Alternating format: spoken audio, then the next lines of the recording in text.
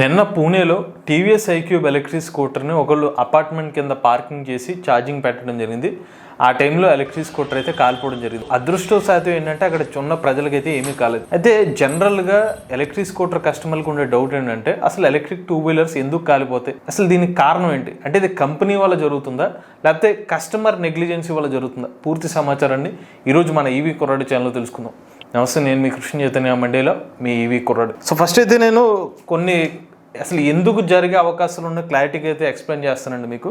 So electric 2 wheeler fire reason 2 రకాలుగా జరిగే అవకాశం ఉంటుంది. ఒకటి కంపెనీ తప్పిదం ద్వారా, లేదంటే కస్టమర్ నెగ్లిజెన్సీ ద్వారా. సో దీనికన్నా ముందు అసలు ఈ ఫైర్ ఇన్సిడెంట్కి మేజర్ కారణం ఏంటంటే ఫస్ట్ పాయింట్ వచ్చి బ్యాటరీ ప్యాక్ అనమాట. సో ఈ బ్యాటరీ కూడా 2 రకాల బ్యాటరీ ప్యాక్స్ ఉంటాయి. మనకి ఎన్ఎంసి అలానే ఎల్ఎఫ్పి బ్యాటరీ ప్యాక్స్ మనకి ఎక్కువ తెలిసినవి.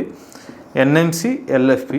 ఇందులో కూడా ఇప్పటి వరకు మనం తరచుగా వింటూ ఉంటే ఫైర్ ఇన్సిడెంట్స్ వచ్చి ఎన్ఎంసి బ్యాటరీ ప్యాక్స్ అంటే నికిల్, మ్యాంగనీస్, కోబాల్ట్ సంబంధించిన కెమిస్ట్రీ సంబంధించిన బ్యాటరీ ప్యాక్స్ ఫైర్ ఇన్సిడెంట్ అయ్యే అవకాశం. ఎందుకంటే ఈ కెమిస్ట్రీకి ఫైర్ క్యాచ్ చేసే లక్షణం ఉంటుంది అనమాట. ఇది కూడా ఒక పర్టికులర్ టెంపరేచర్ రీచ్ అయినప్పుడే జరిగే అవకాశం ఉంటుంది. సో అందుకనే మనకి ఎన్ఎంసి కెమిస్ట్రీ బ్యాటరీ ప్యాక్స్ ని తరచుగా చెప్తూ ఉంటారు. అంటే సేఫెస్ట్ వచ్చి ఎల్ఎఫ్పి బ్యాటరీ ప్యాక్ అని చెప్పి బయట కంపెనీస్ కూడా క్లెయిమ్ చేస్తూ ఉంటాయి. బట్ దీనికి ఉన్న అడ్వాంటేజ్ ఏంటంటే హై ఎనర్జీ డెన్సిటీ ఉండడం వల్ల వీళ్ళు ఎన్ఎంసీకే వెళ్తూ ఉంటారు. ఈవెన్ కొంచెం ఫైర్ ఇన్సిడెంట్ వచ్చే అవకాశం ఉన్నా కూడా జనరల్ గా జరిగే అవకాశాలు రేరు. బట్ జరిగితే కారణం వచ్చి ఫైర్ ఇన్సిడెంట్ వల్ల జరగాలన్నమాట. సో ఫైర్ ఇన్సిడెంట్ జరిగితే మేజర్ కారణం జరిగితే బ్యాటరీ ప్యాక్ వల్ల జరగాలి, లేదంటే రెండోది వచ్చి వైరింగ్ వల్ల జరగాలి. ఇప్పుడు బ్యాటరీ ప్యాక్ ఫైర్ అవ్వడానికి కారణం ఏంటంటే సెల్ క్వాలిటీ వల్ల జరగాలి. ఇది కంపెనీ నుంచి వచ్చే తప్పిదం జరగాలి. ఉదాహరణకు ఒక కంపెనీ ఉందనుకోండి, ఇప్పుడు లిథియం అయాన్ బ్యాటరీ ప్యాక్ మనం చూసేది ఇంత పెద్ద బ్యాటరీ ప్యాక్ ఉంటుంది. బట్ దాని లోపల ఇలాంటి సెల్స్ ఉంటాయి. ఈ సెల్స్ అన్ని కలిపి ప్యాక్ చేస్తే పెద్ద బ్యాటరీ ప్యాక్ అవుతుంది.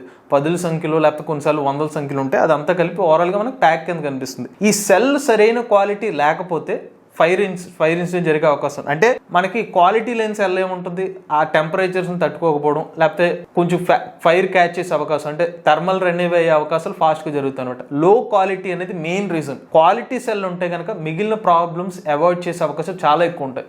సో ఇవాళ మేజర్గా జరుగుతున్న ఫైర్ ఇన్సిడెంట్స్ కారణం సెల్ క్వాలిటీ వల్ల జరుగుతుంది అనమాట. రెండోది చూసుకున్నట్లయితే in case cell quality fail అయినా కూడా మనకి కాపాడడానికి బిఎంఎస్ ఉంటుంది, అంటే బ్యాటరీ మేనేజ్మెంట్ సిస్టమ్. ఈ బిఎంఎస్ ఏంటంటే ఈ సెల్స్ అన్ని కూడా కొన్ని 100 సెల్స్ ఉంటాయి కదా, వీటిని ప్రాపర్గా బ్యాలెన్స్ చేస్తూ ఉంటుంది.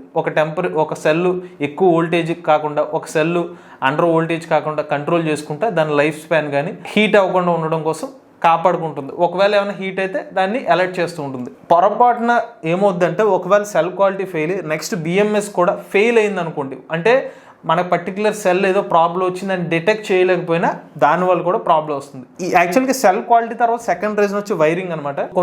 కొన్ని నెలల క్రితం ఒక ప్రముఖ ఎలక్ట్రిక్ 2 వీలర్ కంపెనీ సంబంధించిన స్కూటర్ కూడా ఫైర్ అవ్వడం జరిగింది.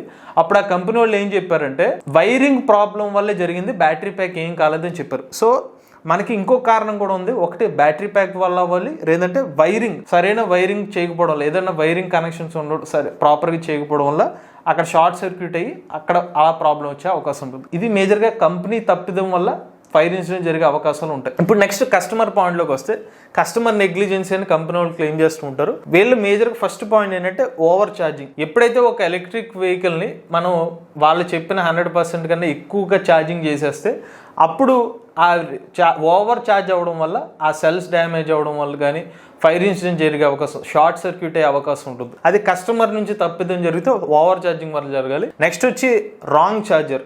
సో కొంతమంది ఏం చేస్తారంటే కంపెనీ వాళ్ళు ఇచ్చిన ఛార్జర్ కాకుండా వేరే ఛార్జర్ పెట్టడం, అది ఎక్కువ వోల్టేజ్ ఉన్న ఛార్జర్ కావచ్చు, ఎక్కువ యాంప్స్ ఉన్న ఛార్జర్ని యూజ్ చేయడం వల్ల మనకి ఫైర్ ఇన్సిడెంట్ జరిగే అవకాశం ఉంటుంది. అంటే సెల్స్ మళ్ళీ అగైన్ ఆ బ్యాటరీ ప్యాక్ వల్లే జరిగే అవకాశం ఉంటుంది. మూడోది వచ్చి డ్యామేజ్.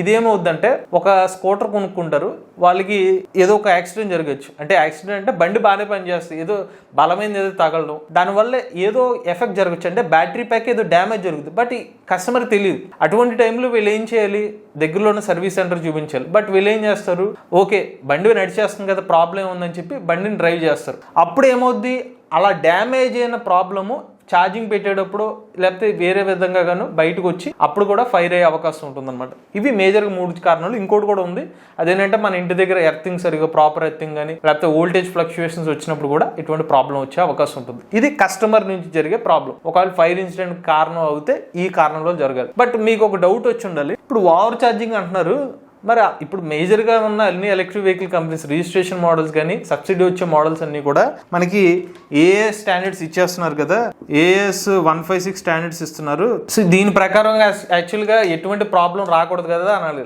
చాలా మంచి పాయింట్ అది.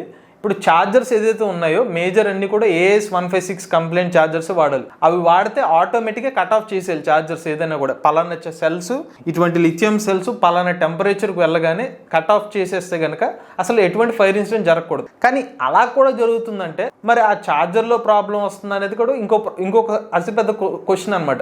నిజంగా అలాగే నిజంగా యాక్చువల్గా అయితే సెంట్రల్ గవర్నమెంట్ చెప్పినట్టుగా ఈ ఛార్జరే ఫస్ట్ కట్ ఆఫ్ చేసేయాలి బ్యాటరీ ప్యాక్ వల్ల ప్రాబ్లం జరుగుతాయి. ఒకవేళ ఇలా చేసినా కూడా జరుగుతుందంటే అది ఇంటర్నల్గా వైరింగ్ వల్ల ప్రాబ్లం వచ్చే అవకాశం ఉంటుంది. సో మేజర్గా ఈ ఛార్జర్స్కి ఏఎస్ 156 స్టాండర్డ్ బ్యాటరీ ప్యాక్తో కనెక్ట్ అయి ఉంటుంది, వైరింగ్తో కాదు. సో వైరింగ్లో ఏమైనా ప్రాబ్లం వచ్చి అలా అలా ఫైర్ ఇన్సిడెంట్ జరిగే అవకాశం ఉంటుంది. బట్ ఏదేమైనప్పటికీ ఇక్కడ ఏమవుతుందంటే కస్టమర్ మేజర్గా నష్టపోతున్నారండి. మేజర్గా ఒక ఫైర్ ఇన్సిడెంట్ ఏమైనా జరిగితే కంపెనీ వాళ్ళు ఏం చెప్తున్నారంటే సింపుల్గా కస్టమర్ నెగ్లిజెన్సీ మీద తోసేస్తున్నారు.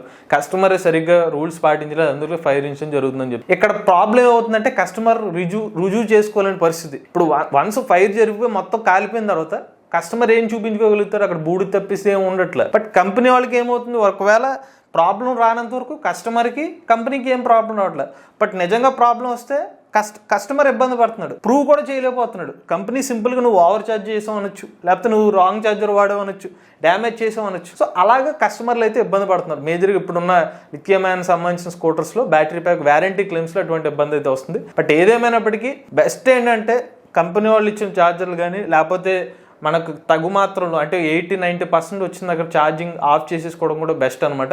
కొంచెం మానిటర్ చేసుకుంటే మ్యాక్సిమం మీకు ఇటువంటి సమస్యలు రాకుండా ఉండే అవకాశం అయితే ఉంటుంది.